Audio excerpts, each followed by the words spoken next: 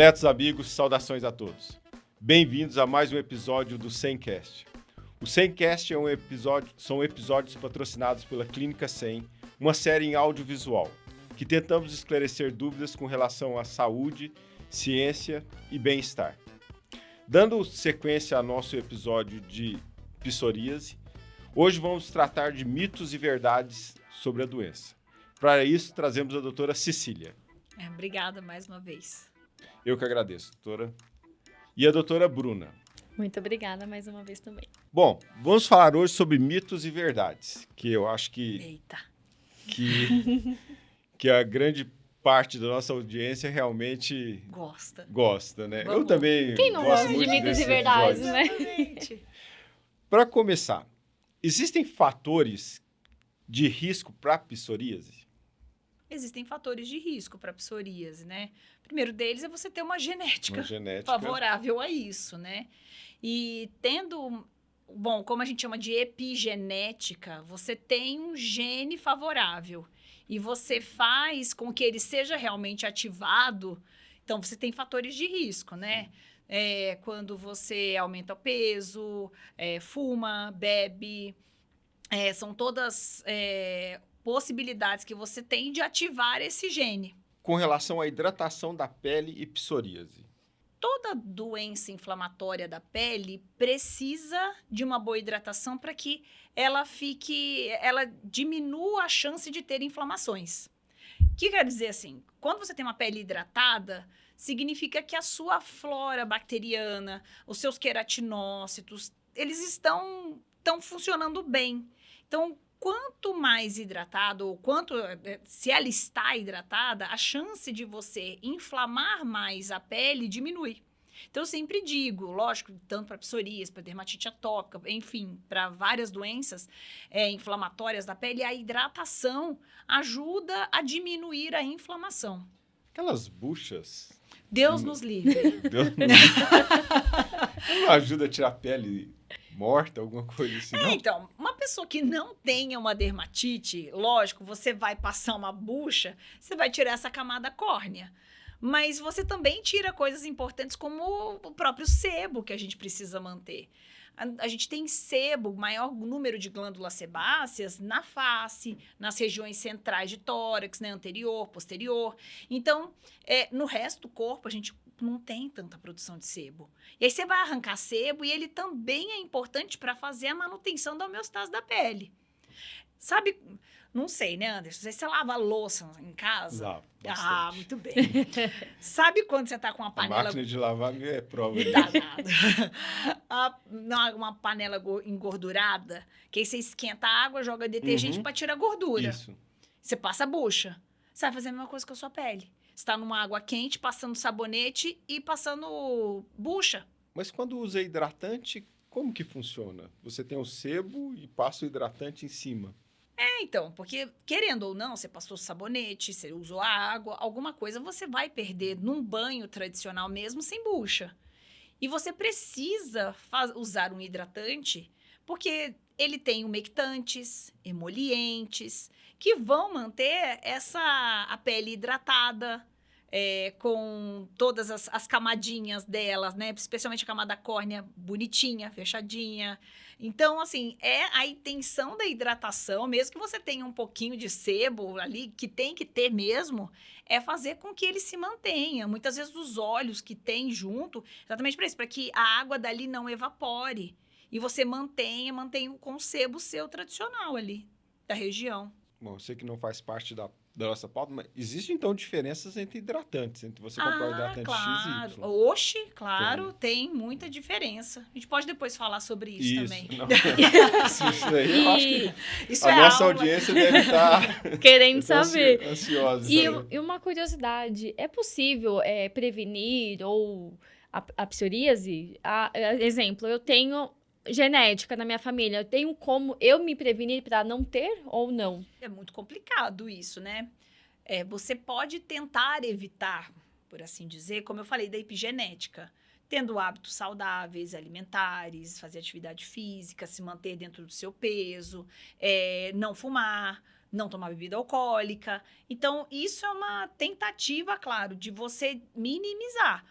A gente falou no episódio passado sobre as questões de estresse. Quem aqui tem uma vida, assim, em céu de brigadeiro? Ninguém tem, né? Então, alguma coisa pode ser que aconteça, mas quando as pessoas, inclusive quem tem psoríase e muda esses hábitos de vida, elas tendem a diminuir o número, o grau e a superfície corporal acometida. Então, quando você tem esses bons hábitos, talvez se você for abrir, você abra num quadro mais leve, né? Mas não tem assim como prevenir, né? Minha avó tem psoríase, como que eu sei que eu tenho, que eu não tenho? Não dá para saber, né? Se algum dia vai abrir. E qual é a relação do sol com a psoríase? Pode ser bom e pode ser ruim, né? Sim, sol, eu acho que porque assim... sempre tem essa dicotomia dele, né? Tudo na vida é a quantidade que você faz uso. Se fizer o uso bom e adequado, ele vai ser bom. Porque os raios ultravioleta, eles podem funcionar como anti-inflamatórios. Inclusive, a gente tem tratamento de fototerapia. Você coloca o doente dentro de uma máquina, que ela é 360 graus. Tem algumas que são painéis, mas de um modo geral elas são 360 graus. Elas podem ter lâmpadas ou UVA ou UVB. Só que a gente coloca isso como é que eu falo? Em doses que eu consigo supervisionar. Então, a gente começa com um tempo pequeno e esses raios ultravioleta, eles vão atingir especialmente essas células inflamatórias que estão na pele, diminuindo essa produção. Então, quando a gente, por exemplo, tem paciente que não consegue fazer fototerapia, que você tem que ir de 2 a 3 vezes num lugar, eu sempre digo que a fototerapia você vai conseguir fazer ou se for perto da sua casa ou do seu trabalho. Então, às vezes, as pessoas não conseguem. Então, eu falo, pode fazer helioterapia, que é fazer terapia pelo sol. Que é aquele sol por volta das 9h30 da manhã, que é quando a gente começa a ter o UVB, que você toma aí uns 5 minutinhos de sol. Isso também varia, porque tem dia que está mais quente, tem dia que está mais nublado, então essa radiação ela é bastante variável. E aí, ou então depois das 3 horas da tarde, por volta das 3h30 da tarde. Porque daí é um sol benéfico, que você vai tomar por um tempo curto, e esse UVB está começando a aparecer, que o UVB é importante, é interessante. E aí você não tem queimaduras, o risco maior de ter câncer de pele, né? Então, é um sol controlado. Eu lembro. Pode falar. Não, pode finalizar. Não, eu ia falar que a Cília já falou aqui em um podcast que a dose solar ela é cumulativa, né? É uma dose cumulativa, exatamente. Mesmo essa, quando a gente faz tratamento de fototerapia no paciente, por exemplo, ele fez 20 sessões, por exemplo. E aí ficou bem, a gente deu alta da fototerapia, 1 ano depois ele voltou a ter lesões que ele volta a fazer fototerapia. A gente parte da 21ª e não da 1, porque ele já tem esse acúmulo, né, de 20 sessões atrás. E a psoríase, pelo fato de ser uma questão genética, ela pode acometer em qualquer idade. Então, desde bebês até, enfim, acometer na fase mais adulta, sei lá, mais idosas, é verdade? A gente pode... Tem crianças que abrem quadro como bebês, inclusive, lesões de área de fraldas, que muitas vezes são tratadas como dermatite de fralda e que não melhoram, são muito recorrentes, pode ser um diagnóstico diferencial. É óbvio, isso não é o comum. A gente vai ter o pico de incidência aí no adulto jovem, por volta aí dos seus 20 até os 40, 50 anos, mais ou menos, né? Essa é a fase mais comum. Mas pode abrir na adolescência, podem ter sido pacientes que passaram por essa fase de vida adulta e chegam próximos a terceira idade. Na terceira idade, exatamente. É quando vocês chegam perto da terceira idade e que abrem nessa fase. Então, você pode abrir em qualquer momento da vida, mas tem esse maior pico de incidência nessa faixa etária. Interessante, né? E assim, com relação à placa, ela dói ou coça? Você falou que a literatura diz que não coça. Teoricamente é assintomática. Mas muita gente não lê livro. Ainda bem. Exato. Não lê esses livros. Sim, não lê livro eu digo, tem paciente, eu brinco, né, quando eles fazem quadros muito atípicos, eu falo assim, vai ler livro pra você fazer isso aqui direito, porque não tá assim, desse jeito, você tá no rodapé. Mas, de um modo geral, os livros de dermatologia trazem que elas costumam ser assintomáticas. Mas muita gente tem prurido, especialmente quando as placas ficam muito inflamadas. Então, se coçar com psoríase é aquilo que a gente comentou no episódio anterior. Muitas vezes eles chegam e falam, eu tô com alergia. E quando, na verdade, é psoríase, mas ela tem esse padrão pruriginoso. Então, pode. Raras são as vezes que elas doem. Mas alguns pacientes podem nos referir também. Até porque, né, fibras de prurido e dor andam muito juntas, Então, ela não manifesta, né, igual para todo mundo, Não. né, psoríase. Então, essa questão do prurido, né, que nem você chegou a comentar, mas não tem só esses sintomas que não tá na literatura, mas que na parte clínica realmente é algo que é mais presente. Mas quais são os outros sintomas, características, além do prurido? Então, em termos de sintomas, como eu disse, elas costumam ser assintomáticas, né? A gente costuma ver mais os sinais delas que nos trazem, né? E cada pessoa, mesmo dentro de uma família, podem ter apresentações diversas. A gente já comentou no episódio anterior sobre os tipos. Tem alguns que vão acometer só as áreas extensoras, outros acometem várias áreas, inclusive as não extensoras. Tem outros que vão acometer só unhas. Então, essas apresentações, e mesmo dentro da pessoa mesmo, tem placas que coçam e outras que não coçam. Então, exatamente. Tem uns que falam, essa aqui da perna não me incomoda, mas a do braço me coça muitas vezes. Tem paciente que a gente trata que fala, olha, eu tô ótimo, mas essa do braço coça muito.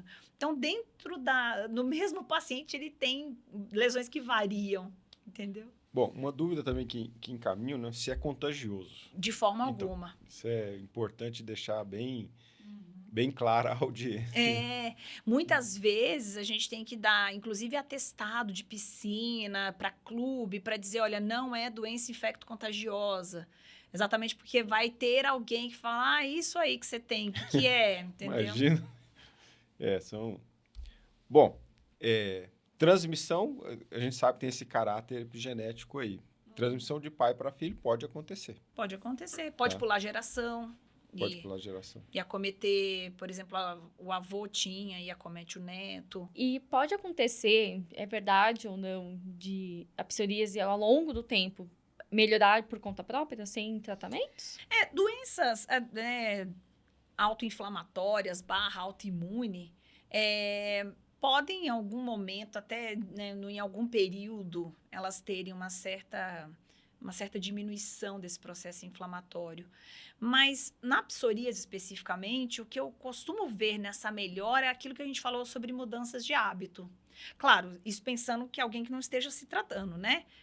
Mas uma pessoa que não esteja em tratamento, quando ela tem algumas mudanças de hábito, eu já vi pacientes, assim, já peguei no pé, e foram pacientes que seguiram bem bonitinho, fizeram tudo bonitinho, e ficaram, assim, com poucas placas, um lugar aqui, outro ali, até mesmo tirando, nem precisando entrar com medicamento sistêmico. Então, essa questão da mudança. E tem algumas pessoas que, mesmo com as mudanças, às vezes não surtem efeito, ou pouco efeito, na verdade, aí não tem jeito, né? O tratamento é a base de corticoide. Não necessariamente. Que dentro da dermatologia, o corticoide é o Sherge, né? Tem uma aplicação muito ampla, Bem ampla, exatamente. O corticoide tópico, ele é muito utilizado. Corticoide oral, a gente não prescreve, ou em casos extremamente, assim, selecionados, mas não é uma recorrência. Inclusive, nos livros, eles não incentivam a gente a usar corticoide oral, porque o rebote, depois que tira, é grande. Não é incomum pacientes que têm psoríase, que merecem tratamento sistêmico, e ficam indo na farmácia tomar corticoide injetável. Aí, um dia, ele resolve fazer um tratamento direito, você fala, não vai tomar mais, e ele reboteia de uma maneira de ficar completamente eritematoso, ou com eritema e as pústulas, né, nessa psoríase pustulosa, que é uma psoríase grave. Então, o corticoide sistêmico a gente não usa dentro da psoríase. Mas a gente pode utilizar outros imunossupressores, né? Dentro ainda dos tópicos, além do corticoide, existem os inibidores tópicos da calcineurina, existe calcipotriol, que também pode ser utilizado. Mas também, daí partindo para o sistêmico, para essas pessoas que têm menos de 10% que não responderam, ou têm mais de 10% e merecem sistêmico, a gente tem alguns imunossupressores, metotrexate, ciclosporina. Existe um dos retinoides, que é a citretina, que também que podem ser utilizados. E os medicamentos mais modernos, que são os imunobiológicos. E aí, dentro dos imunobiológicos, a gente pode suprimir vias, né? Anti-TNF, anti-interleucina 17, anti-interleucina 12-23, anti-interleucina 23 só. Então, a gente tem uma grande gama de tratamento. Como que você sabe qual deles você vai entrar? Infelizmente, a gente ainda não tem um exame. Não, é um exame que te fala assim, você tem esse gene, para o seu gene, esse imunobiológico seria mais indicado. Então, muitas vezes a gente entra, os pacientes costumam melhorar de um modo geral. Mas, ou então, ou ele não melhora, ou ele teve, ou ele perde resposta, às vezes a gente tem que trocar, porque talvez o outro gene dele, que tenha um pouquinho, precisa ser suprimido em outro ponto, né? Mas, de um modo geral, a gente costuma acertar, né?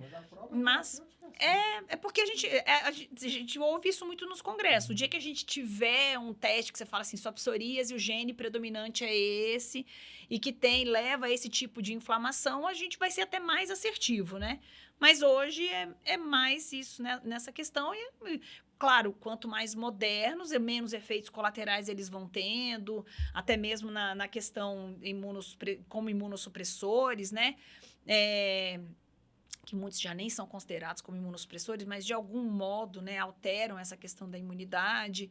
Então, hoje existe uma grande... e ainda esqueci que existem os inibidores da JAK, que também começam a entrar nesse rol de tratamento. Então, assim, tem muita coisa para tratar psoríase hoje. E a grande maioria dos convênios e do SUS cobre, uma grande maioria dos convênios, não, os convênios e o SUS cobrem a grande maioria desses medicamentos. Isso é ótimo, né? Ainda mais para algumas pessoas que não têm condições, né? Que acaba sendo perfeito. Tem tratamento aí que custa 5 mil, 10 mil por mês. Imagina.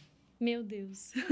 Bom, e a evolução natural da doença, ela sempre é progressiva ou ela pode ter recaídas naturalmente? Então, foi isso que a gente... Não sem tratamento. Se não se tratando, ela sempre é progressiva? Não necessariamente também.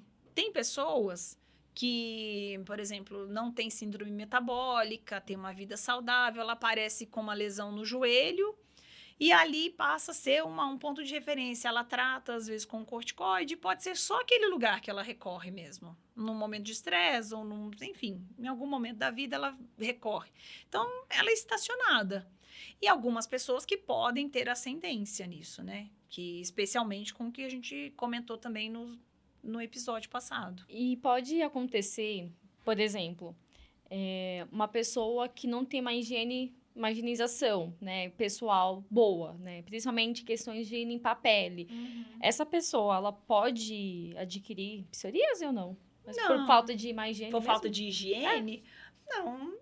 O que a gente tem que pensar é a questão da flora, né? Desenvolvimento de bactérias que são nocivas numa pessoa que não tem uma higienização adequada, e de repente ela pode piorar nesse sentido, pode infeccionar placas, porque muitas vezes elas têm coceira, coçam, e aí acabam inoculando bactérias que não deveriam na pele. Lógico, quando a gente limpa, toma banho, passa sabonete, aquela coisa toda, a gente vai higienizando e tirando essas bactérias que são patógenas. Mas não necessariamente. De uma forma geral, não. Bom, perguntaram aqui também se no caso da psoríase tem sempre a mesma manifestação. Não, né? Tem vários tipos de... Exato. Por isso é importante, ressalvo, né? Que é importante procurar o dermatologista. Sim. Eu não sei se eu daria conta de fazer um diagnóstico de psoríase hoje, não. Deve ser bem parecidos, né? Tem coisas que são parecidas mesmo. É aquilo que a gente acabou de falar, né? Especialmente quando a pessoa tem psoríase cutânea e artropática. E aí essa conversa entre o dermato e o reumato é muito importante, porque pro dermato olhar numa lesão de psoríase, na maior parte das vezes é relativamente ok. Se olhar e falar assim, você tem uma psoríase. Mas ela começa a te falar sobre certas dores articulares. Que você fala, será que é? Porque tem pessoas que têm psoríase, mas ela não tem artrite psoriásica, ela tem artrite reumatoide. É raro, mas acontece. Pode acontecer. E aí o reumato entra junto. Eu também não conseguiria fazer um diagnóstico de artrite psoriásica com precisão, fazendo os outros diagnósticos diferenciais. Você suspeita porque ela tem. E da mesma maneira que tem pessoas que passam no reumato porque estão com dores articulares, o reumato olha para aquela lesão e ele fala, eu suspeito que você tem uma artrite psoriásica por isso, por isso, por isso. Mas passa no dermato para ele confirmar. Então, realmente, essa questão do especialista é importante. Em neurocirurgia a gente vê, por exemplo, o doente chega com dor de coluna e dor de quadril, né? Claro que não é só dor de coluna ou só dor de quadril. Sim. Você tem esse conjunto de manifestações aí, né? Exatamente. Eu também não sei diferenciar tumor cerebral, não. Não. Nós também não. Sempre, o único que sabe é o patologista, de fato. Brincadeira. Bom, com relação à prevenção, já foi falado aqui. E com relação à cura, né, da psoríase. No episódio passado, a gente falou que psoríase, por não se tratar cura. de uma doença genética, de caráter né? genético, não tem cura. Mas né? tem tratamento, e bons tratamentos hoje. E assim, só por fim, como que é a característica da placa da psoríase, que é a mais comum? Caso alguém se identificar com alguma coisa... Sim. Foi o que a gente comentou também no episódio passado, né? Que habitualmente são placas ou são pápulas que elas são vermelhas, eritematosas, e ela tem uma descamação. Não dói, né? Você palpa... Não, habitualmente não dói. Exatamente. Podem coçar, como a gente comentou, né? E elas aparecem especialmente nas áreas extensoras, então cotovelos, joelhos, região lombar, couro cabeludo, unhas podem também ser acometidas. Inclusive, pacientes que têm acometimento de unha têm maior chance de ter psoríase artropática associada pela proximidade com a articulação. Podem aparecer no couro cabeludo e que confundem com dermatite seborreica, né? Tem até um termo dentro da dermato que a gente fala de seboríase, que são essas pessoas que ficam em cima do muro entre uma dermatite seborreica e uma psoríase, que às vezes nos trazem dúvida. Eu sempre digo que se ficou na dúvida, provavelmente seja psoríase. Porque são aqueles casos que são mais difíceis de tratar, são muito recorrentes, né? Então... tem essas são as principais apresentações. Podem ter descamações palmoplantares e diagnóstico diferencial, inclusive com as dermatites de contato, que podem acontecer por produtos de limpeza, por exemplo, né? Então, essas são as apresentações mais comuns. Né? Imagino. Bom, esse poporri de perguntas foi o que a gente conseguiu, né? Para tentar esclarecer um pouquinho a nossa audiência, né? Tem alguma coisa que você gostaria de falar que talvez não abordamos aqui sobre psoríase? Acho que a gente abordou bem, né? Sim, nesses 2 episódios. Mas... Exato. Eu só queria reforçar essa questão mesmo, né?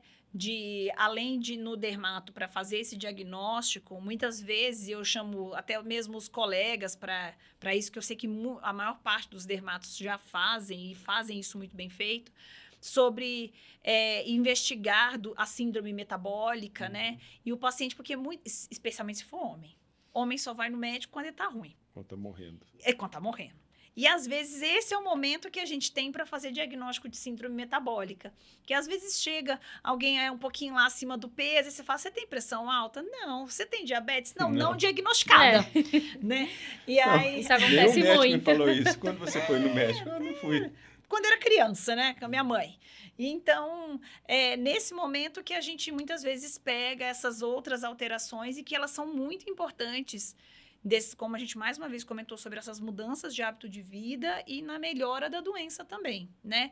E aí, se tiver hipertensão, tratar adequadamente, se tiver diabetes, tratar adequadamente, se tiver aumento de colesterol, de triglicérides, tratar isso adequadamente também, né? Porque o tratamento dessas doenças também influencia no tratamento da psoríase. Não adianta nada o paciente, inclusive, estar com o imunobiológico, mas ele resolve que ele não quer tratar o diabetes, ele não vai tomar o remédio dele. Não tem resposta adequada, né? Então, as coisas precisam estar alinhadas. Bruna? Na verdade, reforçando apenas o que a doutora Cecília falou, então, não deixem de procurar um especialista por conta de... Às vezes, aquela coceirinha pequena pode ir aumentando, acredito, e é melhor já procurar quando ainda tá pequeno para iniciar o tratamento. Mas só reforçando mesmo o que a doutora falou mesmo. Bom, agradeço muito a presença das senhoras. Eu acho que é esclarecedor isso daí. Sim. Até algumas coisas a gente acaba lembrando, né? Mas é importantíssimo isso. Você deve lembrar do Dr. Holmes lá em Uberaba. Falava, lembro, psoríase sim. conversa pelos cotovelos, Sim. né? Porque é uma área muito comum. Na época que eu fiz dermatologia, era muito limitado, né? Muito. Imagina, os imunobiológicos começaram a entrar na vida da dermatologia para tratamento de psoríase no início dos anos 2000, então tem só 20 anos. Tem só 20 anos. Lá atrás, quando a gente fez medicina, o máximo que se chegava era no Metrixate. E tinha gente que não responde. Como tem gente que, mesmo aos biológicos, você tem que ficar pulando de biológico porque ele não responde, ou ele responde uma época e para de responder, né? Então, imagina, lá atrás, naquele tempinho. Né? Ainda bem as coisas melhoraram. Graças a Deus a medicina avança. Mais uma vez, meu muito obrigado a vocês. Obrigada. Meu muito obrigado à nossa audiência e até o nosso próximo episódio. Um grande abraço a todos.